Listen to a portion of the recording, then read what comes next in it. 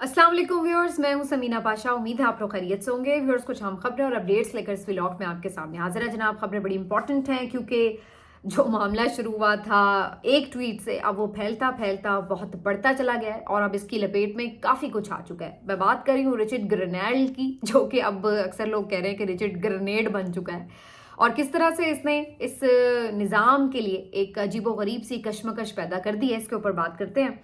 इसके साथ साथ जी आज बड़े अहम रिमार्क्स आए हैं, और ये रिमार्क्स आए हैं सुप्रीम कोर्ट ऑफ पाकिस्तान से। अहम जजेस ने बड़ी बातें की हैं, लेकिन क्या अब बहुत ताख़ीर नहीं हो चुकी ऐसी बातें करने के लिए? इस पे भी बात करेंगे।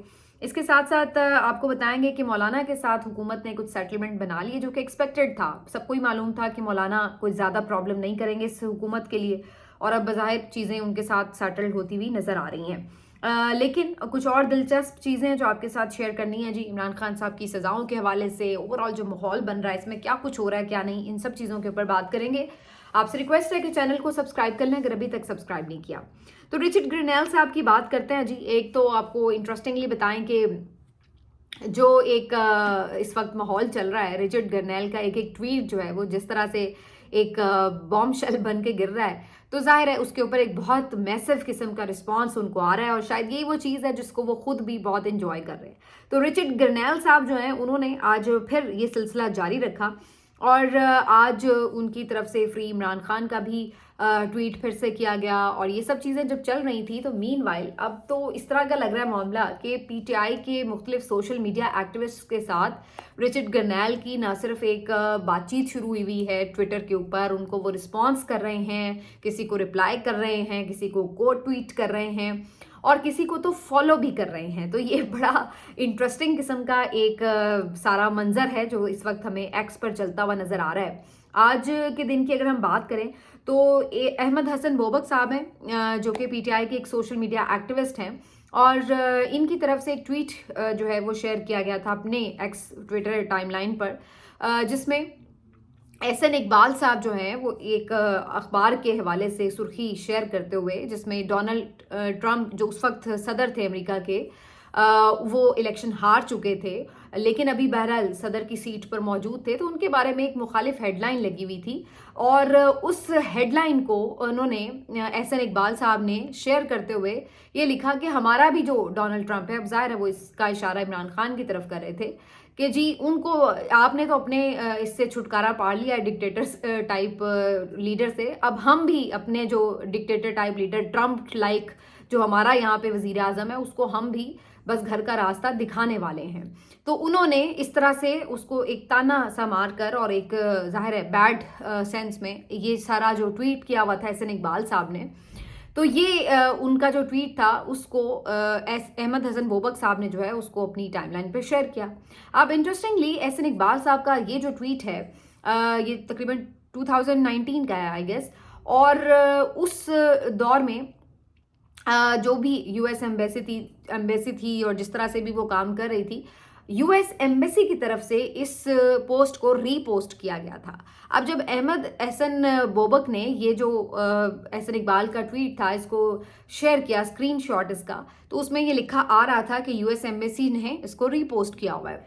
तो इस पर जो रिचर्ड ग्रेनेल साहब हैं, इन्होंने रिस्पांस दिया और हैरत का इजहार किया कि ये कब की ट्वीट है, जिसके ऊपर उन्होंने फ़ौरन सबने रिप्लाई करके उन्हें बताया कि जनाब ये तो इस डेट की तारीख उन्होंने बताई।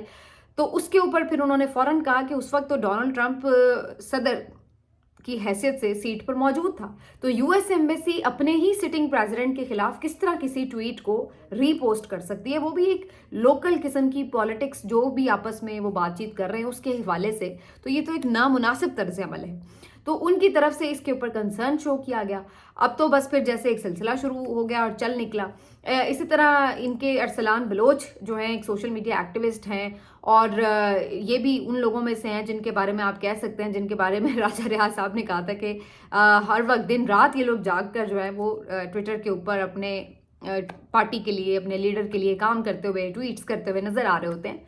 तो अरसलान बलोच साहब जो हैं, इन्होंने भी रिचर्ड ग्रेनेल के लिए ट्वीट किया हुआ था, और उन्होंने ये ट्वीट किया था कि पाकिस्तान में इस वक्त इमरान खान के बाद सबसे ज़्यादा फेमस जो पर्सनैलिटी है, मकबूल जो पर्सनैलिटी है, वो रिचर्ड ग्रेनेल बन चुके हैं। اب رچرڈ گرینل کی نظر سے جب ان کی یہ ٹویٹ گزری تو انہوں نے اس کو جو ہے نہ صرف یہ کہ ریپوسٹ کیا، اس پہ اپنا یعنی ایک شو کیا کہ جی انہوں نے یہ ٹویٹ کو دیکھا ہے اس کے اوپر، اور پھر ارسلان بلوچ کو انہوں نے فالو بیک بھی کیا. تو ظاہر ہے کہ یہ ایک بڑی بات ہے کہ رچرڈ گرینل جو ہیں وہ پی ٹی آئی کے ایک سوشل میڈیا ایکٹیوسٹ کو اگر فالو بیک دے رہے ہیں، ان کو فالو کر رہے ہیں. اب تو جیسے ایک سلسلہ پھر چل نکلا اور ہر کسی نے ان کو ٹویٹس کرنے شروع کر دیے، ان کو رپلائی کر رہے ہیں اور وہ بھی کر رہے ہیں. کسی ایک صاحب نے اسی طرح سے ایک پول بھی شروع کر دیا کہ جی اگر آج الیکشن ہو تو شہباز شریف صاحب کو آپ ووٹ کریں گے یا رچرڈ گرینل کو ووٹ کریں گے. اور اس کے بعد جو اس پہ رسپانس آ رہا تھا لوگوں کا، تو رچرڈ گرینل نے اس پوسٹ کو بھی یہ لکھ کر پوسٹ کیا کہ جی آپ کو تو پتہ ہی ہے کہ میں نے کس کو ووٹ کرنا ہے. تو آپ اندازہ لگائیے کہ رچرڈ گرینل جو ہیں وہ پاکستانی معاملات کے ساتھ کس طرح جڑے ہوئے ہیں، اور جو خاص طور پر پی ٹی آئی کے لوگوں نے ان کو انگیج کیا ہے جس طریقے سے، وہ بھی عمران خان صاحب کی رہائی کے لیے بار بار جو آواز اٹھا رہے ہیں. تو یہ جو ایک سارا اس وقت آپ کو ایکس پر منظر نامہ نظر آتا ہے وہ حکومت کے لیے خاصا پریشان کن ہے. اور اس کے بعد ایک سلسلہ شروع ہو گیا، کیونکہ پھر ڈھونڈ کے پی ٹی آئی کے مختلف لوگوں نے جو پرانے ان کے ٹویٹس تھے، بیانات تھے پی ایم ایل این کے لوگوں کے، وہ سارے انہوں نے ان کو ٹیگ کرنے شروع کر دی کہ دیکھ لیں جی آپ کے بارے میں اس نے یہ کہا ہے، اس نے یہ کہا ہے، اس نے وہ کہا ہے. تو وہ ساری باتیں جو ہیں وہ انہوں نے کی ہیں. تو اس لیے جہاں پہ آپ تنقید کرتے ہیں، اگر آپ لیڈرز کی یا کوئی بھی عہدیداران ہیں ان کی پالیسیز کی تنقید کریں تو آپ کبھی بھی لائف میں کھڑے ہو کر اس کو ڈیفینڈ کر سکتے ہیں کہ جی بالکل ہم نے آپ پہ تنقید کی تھی، اس پالیسی پہ کی تھی، اس وجہ سے کی تھی. لیکن جب آپ پرسنل اٹیک کرتے ہیں جو کہ پی ایم ایل این کا خاص طور پر وتیرہ رہتا ہے، تو پھر اس وجہ سے انٹرنیشنلی یہ چیزیں جو ہیں یہ ظاہر ہے بڑی ویئرڈ سچویشن آپ کے لیے کریٹ کر دیتی ہیں. پالیسی پہ تو عمران خان نے بھی شاید ڈونلڈ ٹرمپ کی کسی نہ کسی بات پہ تنقید کی ہوگی، لیکن اگر آپ اس طرح اپنی لوکل پالیٹکس میں اس طرح سے جو انٹرنیشنل معاملات ہیں ان کو انگیج کر کے، اور انٹرنیشنل جو لیڈرز ہیں یا جو بھی حکومت کے لوگ ہیں، انتظامیہ کے لوگ ہیں، ان کو اگر آپ پرسنل اٹیک کریں گے تو ظاہر ہے وہ کوئی بھی سراہے گا نہیں اس چیز کو. بہرحال پی ٹی آئی والوں نے بھی اچھا اس کا موقع کا فائدہ اٹھایا اور صحیح طور پر جیسے شکایتیں لگا رہے ہوں. میں سوچ رہی تھی اب وہ تنگ ہی نہ آ جائے کہ بھئی یہ تو لوگ پیچھے ہی پڑ گئے، کیا ہو گیا ان کو. لیکن خیر اب یہ مطلب ایک پورا سلسلہ جو ہے وہ ہمیں چلتا ہوا نظر آ رہا ہے. اور اب اس معاملے کے اوپر اکثر لوگ یہ کہہ رہے تھے کہ جی احسن اقبال صاحب کی اب خیر نہیں، ان کو بھی انہوں نے ریڈار پر لے لیا. لیکن میرا خیال ہے کہ یہ احسن اقبال کی وجہ سے نہیں بلکہ جو یو ایس ایمبیسی نے ری پوسٹ کیا تھا اس کی وجہ سے رچرڈ گرینل نے اس کے اوپر رد عمل دیا. اور پھر جب اس کو پروب کیا گیا تو پتہ یہ چلا کہ جو یو ایس ایمبیسی ہے اس وقت کی، انہوں نے اس پہ اوپر ایک کلیریفیکیشن دی تھی کہ جی ہمارا جو اکاؤنٹ تھا اس کو کسی نے جیسے ہیک کر لیا یا اس کو کسی نے بغیر اتھارٹی کے یوز کیا ہے. اور یہ حیرت کی بات ہے کہ اگر ایسا ہوا ہے، مطلب یہ کوئی معمولی بات نہیں ہے کہ آپ کا سفارت خانہ جو ہے وہ اس کا جو آفیشیل ٹویٹر اکاؤنٹ ہے وہ کوئی بھی ایسے آ کے یوز کر جائے بغیر پرمیشن کے. تو یہ کوئی اتنی ہضم ہونے والی بات نہیں ہے. اور دوسرا یہ کہ اگر ایسا کچھ ہوا تھا تو یہ اتنی خاموشی سے بات دب کیسے گئی. تو یہ ایک ظاہر ہے میرا خیال ہے وہ بھی اس چیز کو میٹر آف کنسرن کے طور پر دیکھ رہے ہیں اور اس کے اوپر شاید کوئی انویسٹیگیشن بھی ہو، کوئی انکوائری بھی ہو. لیکن یہ تمام چیزیں ایک اور چیز کی طرف بھی اشارہ کر رہی ہیں. یہ اس طرح سے احسن اقبال کا ٹویٹ اور اس کے بعد یو ایس ایمبیسی کی طرف سے ری پوسٹ اور یہ سب چیزیں، اس سے کہیں نہ کہیں یہ تاثر ضرور مل رہا ہے کہ جو اس وقت کی ایک ایڈمنسٹریشن تھی اور جو بائیڈن بھی جب بعد میں آ گئے باقاعدہ حلف اٹھا کے، تو اس کے بعد جس طرح سے معاملات امریکہ کے حوالے سے سرد مہری کا شکار ہوئے. عمران خان صاحب ایز پرائم منسٹر ان سے بات بھی نہیں کی گئی تھی ان دنوں میں. آپ کو یاد ہوگا اکثر لوگ جو انٹرویوز کرنے جاتے تھے عمران خان صاحب سے پوچھتے تھے کہ جو بائیڈن کا فون آیا آپ کو یا آپ کی بات ہوئی. تو یہ چیزیں تو وہ پھر اس وقت سے ہی جو یو ایس کی ایک پالیسی تھی ٹورڈز پاکستان یا ٹورڈز عمران خان رجیم، وہ ہمیں ایک چینج ہوتی ہوئی نظر آ رہی تھی. تو بہرحال یہ ایک ساری کہانی ہے. اس کے اوپر ظاہر ہے اب چیزیں ہو سکتا ہے کہ آنے والے دنوں میں مزید بھی کھلیں کہ کیسے ہوا اور کیا ہوا. لیکن فی الحال تو سب بڑا انجوائے اس چیز کو کر رہے ہیں کہ رچرڈ گرینل جو ہیں وہ کافی زیادہ اس وقت پاکستان کے معاملات کے اوپر بات کرتے، کنسرن کرتے اور اپنے خیالات کا اظہار کرتے نظر آ رہے ہیں. اور انہوں نے باقاعدہ اس کی وجہ بھی بتائی ہے کہ جب وہ یونائٹڈ نیشن میں کام کر رہے تھے تو اس وقت پاکستان کے معاملات کے حوالے سے وہ کافی چیزیں جانتے ہیں اور اس وہاں کی جو پالیٹکس ہے، جو ادروائز بھی چیزیں اس وقت وہاں پر ہو رہی ہیں، تو ان چیزوں پر ان کی نظر ہے. زیادہ جو کنسرننگ بات ہے کہ جو اور کانگریس مین ہیں وہ بھی اور متعلقہ لوگ جو ہیں وہ اب ان چیزوں کے اوپر سوال اٹھا رہے ہیں. 26 نومبر کے واقعے کے اوپر بات ہو رہی ہے. تو تو یہ ساری چیزیں بھلے حکومت یہ کہہ رہی ہے کہ جی ہمیں فرق نہیں پڑتا, ہم کوئی ان کے کہنے پہ چیزیں بدل نہیں لیں گے وغیرہ وغیرہ, لیکن ایسا ہوتا نہیں ہے. ظاہر ہے کہیں نہ کہیں آپ کے اوپر ان چیزوں کا پریشر تو آتا ہے.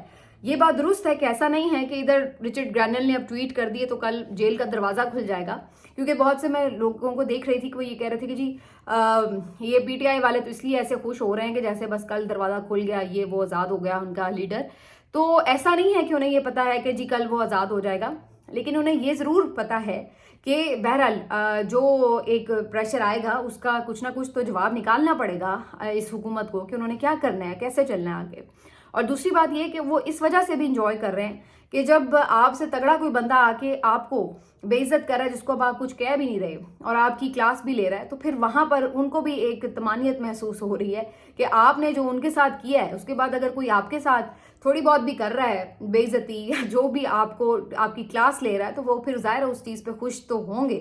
تو وہ اس وجہ سے بھی کافی خوش ہو رہے ہیں. تو بہرحال یہ ساری چیزیں اپنی جگہ, ایک ٹویٹر پہ ماحول تو بڑا انجوائے والا بنا ہوا ہے, لیکن ابھی اس کے جو اثرات ہیں آتے آتے آپ کو نظر آئیں گے. ابھی فی الحال فوری نظر نہیں آ رہے. لیکن ایک جو بڑی انٹرسٹنگ چیز ہے اس موقع پہ وہ میں ضرور آپ کے ساتھ شیئر کروں گی کہ جیسے آپ کو پتہ ہے کہ القادری ٹرسٹ کیس میں فیصلہ محفوظ ہو چکا ہے, پیر کو سنایا جانا ہے. زیادہ تر لوگوں کا خیال یہی ہے کہ جی عمران خان صاحب کو سزا سنا دی جائے گی. لیکن اس بارے میں جو ایک بڑی دلچسپ بات ہے وہ یہ ہے کہ حسن ایوب صاحب نے چند دن پہلے ظاہر ہے یہ کلیم کیا کہ جی عمران خان کو سزا سنائی جا رہی ہے اس فیصلے کے تحت بھی. اور آپ کو پتہ ہے کہ ان کے پاس اسٹیبلشمنٹ کے قریبی حلقے ہونے کی وجہ سے کافی صحیح خبریں بھی ہوتی ہیں. لیکن آج انہوں نے اپنی ہی اس پوسٹ کے اوپر یہ پوسٹ کیا کہ جی اس وقت جو میں نے بات کی تھی وہ اپنی جگہ, لیکن اب اب میرے پاس کچھ ایسی اطلاعات آئی ہیں جس کی وجہ سے میرے خیالات کچھ بدل گئے ہیں. تو یہ ایک بڑی انٹرسٹنگ بات تھی ان کی طرف سے کہ کیا اب اس میں کوئی فیصلے میں رد و بدل ہے یا کیا طریقہ ہے. اب دیکھیے چیز دلچسپ کیوں ہے, پھنسے کیوں ہیں, میں آپ کو بتاتی ہوں. پہلی چیز تو یہ کہ دیکھیے اگر وہ اس موقع کے اوپر عمران خان کو ایک اور سزا سناتے ہیں تو اس سے جو عمران خان اور پی ٹی آئی کا نیریٹو ہے, جس کو وہ کافی حد تک دنیا کو بتانے میں کامیاب بھی ہو چکے ہیں کہ عمران خان سیاسی انتقامی کارروائی کا نشانہ بنے ہوئے ہیں, تو اسی کو ایک اور انڈورسمنٹ مل جائے کہ دیکھیے جی ایک اور کیس میں ان کو سزا سنا دی گئی ہے. تو اس سے انہیں پھر یہ کہنے کا موقع ملے گا کہ ہم تو پہلے ہی کہہ رہے ہیں عدالتیں آزاد نہیں ہیں, اور دیکھیے جی عمران خان کو انتقامی طور پر ایک اور سزا سنا دی گئی ہے.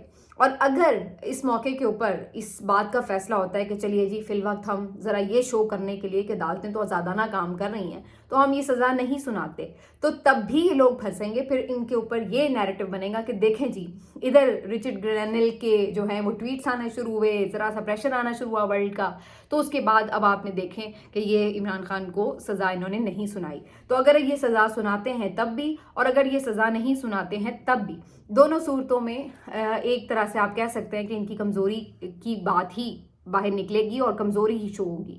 تو یہ ایک عجیب و غریب سا معاملہ ہے. دیکھتے ہیں کہ منڈے والے دن حتمی طور پر کیا فیصلہ ہوتا ہے.